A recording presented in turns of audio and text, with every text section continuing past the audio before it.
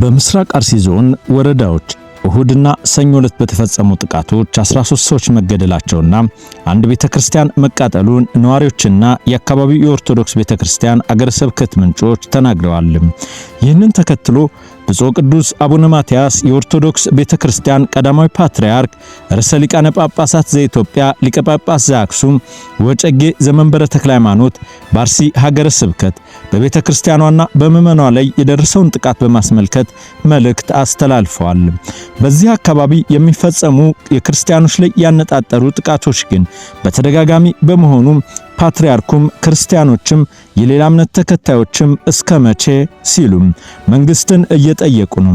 ሰላም ጤና ይስጥልኝ የተከበራችሁ የጋፋት ኒውስ ቤተሰቦቻችን፣ ለሟች ቤተሰብና ህዝበ ክርስቲያኖች የተሰማንን ሐዘን በጋፋት ኒውስ ስም እየገለጽን መጽናናትን እንመኛለን።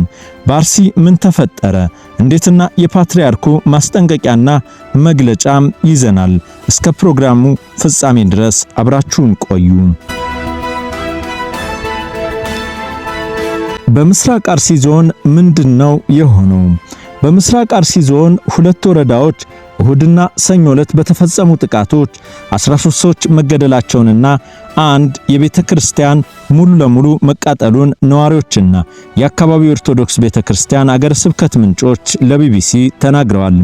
የአካባቢው አገረ ስብከት ሊቀ ጳጳስ በጥቃቱ የተገደሉትን ሰዎች ስም ዝርዝር ይፋ ያደረጉ ሲሆን የአካባቢው አስተዳደር ባለስልጣናት ደግሞ ስለተፈጸመው ጥቃትና ስለደረሰው ጉዳት መረጃ እንደሌላቸው ለቢቢሲ መናገራቸው በብዙዎች ዘንድ ትችትን አስከትሏል። በምስራቅ አርሲ አገረ ስብከት ውስጥ የሚገኙ የቢቢሲ ምንጮችም ጥቃቱ እሁድ ግንቦት 23 2018 ዓ.ም መጀመሩን ተናግረው ስልጣና ወረዳ ልዩ ስሙ በቼቶ በተባለ አካባቢ ሁለትም አስኮ ወረዳ ደግሞ 11 ሰዎች መገደላቸውን ተናግረዋል። እኚሁ ለደህንነታቸው ሲባል ስማቸው እንዳይገለጽ የጠየቁት የቢቢሲ ምንጭ በጥቃቱ የ101 ዓመት ዕድሜ ያለው ጠለታ ገብርኤል ቤተክርስቲያን ሙሉ በሙሉ በሳት ወድሟል ነበር ያሉትም። ጥቃቱ የተፈጸመበት የአርሲና የሶማሌ ክልል ጅግጅጋ አህጉረ ስብከት ሊቀ ጳጳስ የሆኑት ብፁዕ አቡነ ኤልሳም ባወጡት መግለጫ በምስራቅ አርሲ ሀገረ ስብከት በአስኮ በሺርኮና ሆንቆሎ ዋቢ ወረዳዎች 13 ኦርቶዶክሳውያን መገደላቸውን ከ280 በላይ ምዕመናን መፈናቀላቸውንና የ101 ዓመት ቤተክርስቲያን መቃጠሉን ነበረ በእንባ በተሞላ ስሜት የሚያስረዱትም። በተጨማሪም ካራኩፍቱን መድኃኔ ዓለም በተባለው ቤተክርስቲያን ላይም ዘረፋ መፈጸሙን የገለጹት ጳጳሱ ምዕመናኑ ላይ ጽላቱን ይዘው ተሰደዋል፣ መኖሪያ ቤታቸውም ተቃጥሏል ሲሉም በመግለጫቸው ላይ ጠቅሰዋል። በአካባቢው ጥቃት የደረሰባቸው ግለሰቦች ደግሞ በሃይማኖታቸው ብቻ በቤታቸው እየተለየም ተጠቅተዋል፣ ንብረታቸውና ከብቶቻቸውም ተዘርፈዋልም ሲሉም አስታውቀዋል። ቢቢሲ ያነጋገራቸውና በአካባቢው የቤተክርስቲያን አገልጋይ የሆኑት ሌላ ግለሰብ በበኩላቸው በጥቃቱ ሚኒሻ የነበረው ወንድማቸው መገደሉን ገልጸው ቤተክርስቲያኑ ጠለታ ገብርኤል ከታቦተ ሕጉ ውጭ ሙሉ በሙሉ ወድሟል ነበር ያሉትም። የሟቾች ግለሰብ ወንድም ከሳምንት በፊት ታግቶ መወሰዱን የሚናገሩት እኚህ ነዋሪ እስካሁን የደረሰበትን አለመታወቁን ተናግረዋል። ግለሰቦቹ በማን ተይዘው እንደተወሰዱና እንደተገደሉ ሲጠየቁ ይህ በዚህ አካባቢ የተለመደ ነው ይላሉ። በአካባቢው ሸኔ ተብሎ የሚጠራ ቡድን እንደሚንቀሳቀስም ይታወቃል። ከዚህ በፊት ተከታታይ እገታዎችና ግድያዎችንም ይፈጽማል ብለዋል። ከዚህ በፊት የተፈጸሙ ግድያዎች እምነት ተኮር መሆናቸውን የሚናገሩት ግለሰቡ አሁንም በዚያው መልኩ የተፈጸመ መሆኑን አስረድተዋል። በአካባቢው ባለፉት 3 ዓመታት ተመሳሳይ ግድያዎች ሲፈጽሙ መቆየታቸው የሚታወሱ ነው ነዋሪው። በርካታ ሰው ሕይወቱን አጥቷልም ይላሉ።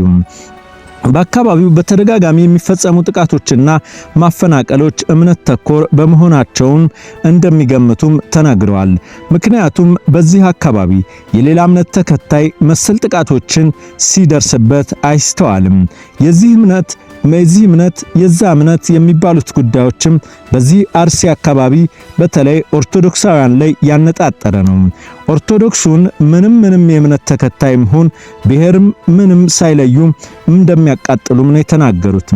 እነዚህ ተመሳሳይ ጥቃቶች እልባት ያላገኙት ለምን እንደሆነ ሲናገሩም በአካባቢው አስተዳደር ውስጥ ያልጠሩ ሁኔታዎችም አሉ ይላሉ።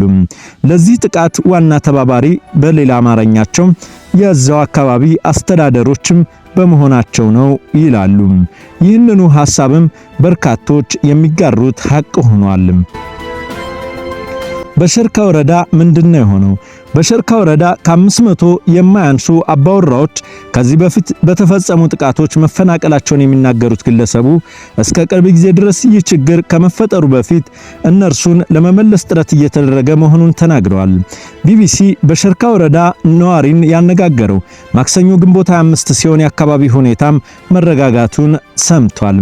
ሌላ ቢቢሲ ያነጋገራቸውና ለደህንነታቸው በመስጋትም ስማቸው እንዲገለጽ ያልፈቀዱ የአስኮ ወረዳ ነዋሪ በበኩላቸው ደግሞ ግንቦት 23 2018 በነበረው ጥቃት ሸኔ ተብሎ የሚጠራው አንድ ሚሊሻን ጨምሮ 10 ሰው ገለዋል ይላሉ። በጥቃቱ ከ280 በላይ ነዋሪዎች መፈናቀላቸውን አንድ የ101 ዓመት ዕድሜ ያለው ቤተክርስቲያን መቃጠሉን ተናግረዋል። ግንቦት 23 2018 ዓ.ም የተገደሉት ነዋሪዎችም ስም የሚዘረዝሩት እኚሁ ግለሰብ ከ80 ዓመት እስከ 25 ዓመት ዕድሜ ያላቸው ነዋሪዎች በቤታቸው ውስጥ ሳሉ ጥቃት ተፈጽሞባቸው ተገለዋል ነበር ያሉት። አማረ በላይነህና ተሬ ደስ የሚባሉ ግለሰቦች ግንቦት ሰኞ 24 2018 ዓ.ም መገደላቸውን ተናግረው በዕለቱም መኖሪያ ቤታቸውን እያቃጠሉባቸው እንደነበርም ያስረዳሉ። የክርስቲያን ቤት ሙሉ በሙሉ ተቃጥሏል ያሉት ነዋሪው እሁድ ግንቦት 23 ከጠዋት ጀምሮ ጥቃት መፈጸሙን ተናግረው ሰኞ ዕለት መቃጠሉንና በአካባቢው የሸኔ ባንዲራን ተክለው እንደሚገኙ ተናግረዋል። ታጣቂዎቹ ግንቦት 23 2018 ዓ.ም በድንገት ወደ አካባቢው መጥተው ተኩስና ቤቶችን ማቃጠል መጀመራቸውን የሚናገሩት ሌላኛው ነዋሪ ደግሞ በቤታቸው የተገኙትን እየገደሉ የሸሹትን ቤታቸውን እያቃጠሉ ሂደዋል ነበር ያሉት። 280 አባወራ መፈናቀላቸውን የሚገልጹት እኚሁ ነዋሪም እነዚህ ሁሉ ቤት መካከል የምን ያህሉ እንደተረፈ እንዳላወቁ የሟቾች ቀብርም ግንቦት 4 2018 ዓ.ም በተለያዩ አካባቢዎች ተፈጽመዋል ብለዋል። የጥቃቱ መንስኤ ሃይማኖት ተኮር ነው የሚሉት እኚሁ ግለሰብ እሁድና ሰኞ ግድያውና ቃጠሎ ሲፈጸም ወደ አካባቢው የመንግስት የጸጥታ አካል እንዳልመጣም ጨምሮ ገልጸው ይህ ጥቃት ሲከናወን ምናልባትም በአካባቢው ላይ የብሔራዊ ምርጫ እየተደረገ ያለበት ከመሆኑ ጋር ተያይዞ መንግስት ተገቢውን ትኩረት አልሰጠም ይላሉ። ጸጥታ አካላት ግንቦት 25 ማክሰኞ ዕለት መድረሳቸውን ነገር ግን ቢቢሲ እስካነጋገራቸው ድረስ ሰዓትም ምንም አይነት ተኩስም ሆነ ቦታውን ማስለቀቅ እንዳልተካሄደ ጨምረው አስታውቀዋል። በዚህ ዓመት ህዳር ወር ላይ በአካባቢው በተፈጸሙ ተመሳሳይ ጥቃት 12 ዓመት ልጃቸው መገደላቸውና በቤተሰቦቻቸውን ይዘው በአዳማ የሚገኘው ሌላ ነዋሪም አሁንም 3 መኖሪያ ቤታቸው መቃጠሉን እንደተነገራቸው ለቢቢሲ ገልጸዋል። በአካባቢው ጥቃት መፈጸም ከጀመረ 5 ዓመት ያህል መሆኑን ያስታወሱት እኚህ ግለሰብ ብንጮህም የሚሰማን የለንም ሲሉ በስጋት ሲኖሩ እንደነበረም ተናግረዋል። ቤትና ንብረታችን ወድሞ ከብት ንብረቶቻችን ጠፍተው ባዶ እጃችንን ቀርተናል የሚሉት እኚህ ግለሰብ ቀደም ሲል 3 ቤት ተቃጥሎብኝ ተመልሶ ተሰርቶ ነበር። ከትናንት ወዲያ በነበረው ጥቃት ዳግመኛም ተቃጥሎብኛል ሲሉም ለቢቢሲ ተናግረዋል። በአዳማ ዘበኝነትና የጉልበት ስራ የተቀጥረው 7 ልጆችን በየዘመዱ በትነው እየኖሩ መሆኑን የሚናገሩት ግለሰብ የ12 ዓመት ልጃቸው ከተገደለችም በኋላ ባለቤቴ ታማሚ ሆና እርሷን እያስታመምኩ ነው ሲሉም በእንባ ያስረዳሉ። በኦሮሚያ ክልል በሚገኘው የአርሲ ዞን ውስጥ በሚገኙ ቦታዎች በተለያዩ ጊዜያቶች በተፈጸሙ ጥቃቶች በርካታ ሰዎች መገደላቸው የተዘገበ ሲሆን ነዋሪዎች ጥቃቱም እምነትን መሰረት ያደረገና ኢላማ የተደረጉ ሰዎች መኖሪያና ንብረትና አብያተ ክርስቲያናትን ጭምር ያወደመ መሆኑን ይናገራሉ። በአርሲ ዞን በተመሳሳይ ስፍራዎች በተደጋጋሚ እየተፈጸመ ለሰዎች ሕይወት መጥፋትና ለንብረት ውድመት ምክንያት የሆኑ ጥቃቶችም በማን እንደሚፈጸሙ እስካሁን በግልጽ የታወቀ ነገር የለም። የክልሉና የአካባቢ ባለስልጣናትም በተደጋጋሚ ስለሚፈጸሙ ጥቃቶች እንዲሁም ስለሚፈጸሙት በተደጋጋሚ መረጃ እንደሌላቸው ይናገራሉ ወይም ምላሽ ለመስጠት ፈቃደኛ አይሆንም። ይህ ነገር ግን እየዋለ እያደረ በአርሲና አካባቢው በሚኖሩ የኦርቶዶክስ እምነት ተከታዮች ዘንድ ሰፊ ቅሬታን እያስነሳም የምንጩም የጥቃቱን መነሻም እነሱ ሊሆኑ ይችላሉ የሚሉ ስጋቶችንም እያሳደረ ቆይቷል። በተደጋጋሚ በሚከሰቱ ጥቃቶች የኦርቶዶክስ እምነት ተከታዮች ኢላማ እንደሚሆኑ ነዋሪዎች ከመናገራቸው በተጨማሪ እነሱን ከጥቃቱ ለመታደግ የሞከሩ የአካባቢው ነዋሪ የሆኑ የሌላ እምነት ተከታዮችም የጥቃቱ ሰለባ መሆናቸውን ይናገራሉ።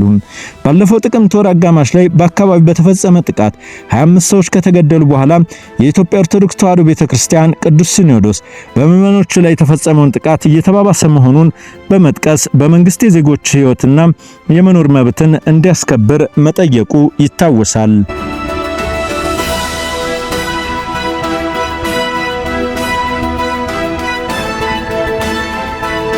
ይህንኑ ጥቃት በማስመልከት ፓትርያርኩ መንግስትን ምን አሉ? በኦሮሚያ ክልል አርሲ ዞን በምዕመናንና በአብያተ ክርስቲያናት ላይ የሚፈጸመው ጥቃት መቀጠሉ እስከ መቼ የሚል ሐዘንን እንደፈጠረ የኢትዮጵያ ኦርቶዶክስ ተዋሕዶ ቤተክርስቲያን ፓትርያርክ ብፁዕ ቅዱስ አቡነ ማትያስ ባስተላለፉት መልእክት አስታውቀዋል። ባለፈው እሁድና ሰኞ በምስራቅ አርሲ ዞን ውስጥ በሚገኙ የተለያዩ ወረዳዎች ውስጥ በታጣቂ ሰዎች በተፈጸመ ጥቃት 12 የሚሆኑ ሰዎች መገደላቸውን ምክንያት በማድረግ ብፁዕ ቅዱስ አቡነ ማትያስ የኦርቶዶክስ ቤተክርስቲያን ቀዳማዊ ፓትርያርክ ርዕሰ ሊቃነ ጳጳሳት ዘኢትዮጵያ ሊቀ ጳጳስ ዘአክሱም ወዕጨጌ ዘመንበረ ተክለ ሃይማኖት በአርሲ ሀገረ ስብከት በቤተክርስቲያኗና በምዕመናኗ ላይ የደረሰውን ጥቃት በማስመልከት መልእክት አስተላልፈዋል። አቡነ ማትያስ በአርሲ ሀገረ ስብከት ባስኮ፣ በሻርኳ፣ በሆንቆሎ፣ በዋቢና በሙኔሳ ወረዳዎች የተፈጸሙ ጥቃቶች በመንፈስ ቅዱስ ልጆቻችንና በቅድስት ቤተክርስቲያን ላይ ስለደረሰው አሰቃቂ ጥቃት የሰማነው በተሰበረ ልብ ነው ነበር ያሉት። ወደ ታች አንገታቸውን ስብር አድርገው በማቀርቀርም በጥቃቱ በርካታ ምዕመናን በግፍ መሰዋታቸውንና በመቶዎች የሚቆጠሩ ወገኖች ከቀዮቻቸው መፈናቀላቸው ቤተክርስቲያናችን በእጅጉ ያሳዘነ ክስተት ነው ያሉት ፓትርያርኩ በአርሲ ምድር በተደጋጋሚ የሚስተዋለው በደልና ግፍ በሁላችንም ልቦና ውስጥም እስከ መቼ የሚል ቁጭትንና የሐዘን ጥያቄን ፈጥሯል ነበር ያሉትም። ቢቢሲ ያነጋገራቸው የአካባቢ ነዋሪዎችና የቤተክርስቲያን ምዕመናኖች ጥቃቶቹም እሁድ ዕለት ጀምሮ እስከ ሰኞ ድረስ የቀጠለ መሆኑንና በዚሁ ጥቃትም በርካቶች መጎዳታቸውን ነበረ የተገለጸው።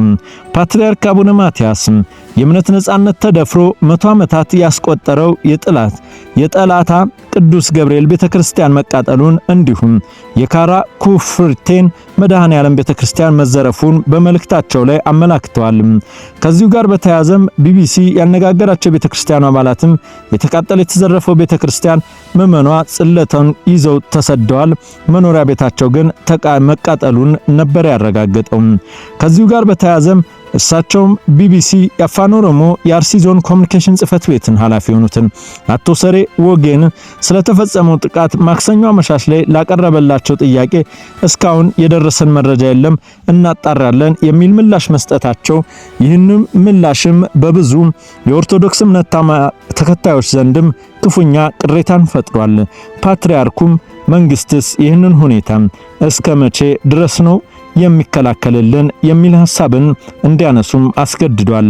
በአርሲ የሚፈጸመው የኦርቶዶክስ እምነት ተከታዮች ግድያ እስከ መቼም? በዚህ አካባቢ ያሉት የመንግስት አስተዳዳሪዎችስ ቅሬታን የመፍታት ወይም ደግሞ ግጭቱ ከመፈጸሙ በፊት ለእነዚሁ እምነት ተከታዮች የሚሰጡት ከለላስ ምን አይነት ነው? በአካባቢውስ መንግስት ያለ ወይስ የለም የሚለው ጉዳይ እስካሁን ድረስ በብዙዎች ዘንድ እስከ መቼ እየተባለ የቀጠለበት ክስተት ሆኗል። ነገር ግን በአርሲ የተሰዉትን ምዕመናን በተመለከተ በርካታ የተለያዩ ዓለም አቀፍ መገናኛ ብዙሃን በፊት ለፊት ገጾቻቸው እየዘገቡ ሲሆን አልጀዚራ፣ ቢቢሲ፣ ቲአርቲ አፍሪካ እንዲሁም ሌሎች የተለያዩ ዓለም አቀፍ መገናኛ ብዙሃን ሁነቱን በሰፊው ዘግበውታል። ክቡራትና ክቡራን የጋፋት ኒውስ ቤተሰቦቻችን ስላዳመጣችሁ እናመሰግናለን። የዩቲዩብ ቻናላችን ሰብስክራይብ፣ ኮሜንትና ላይክ ያድርጉ።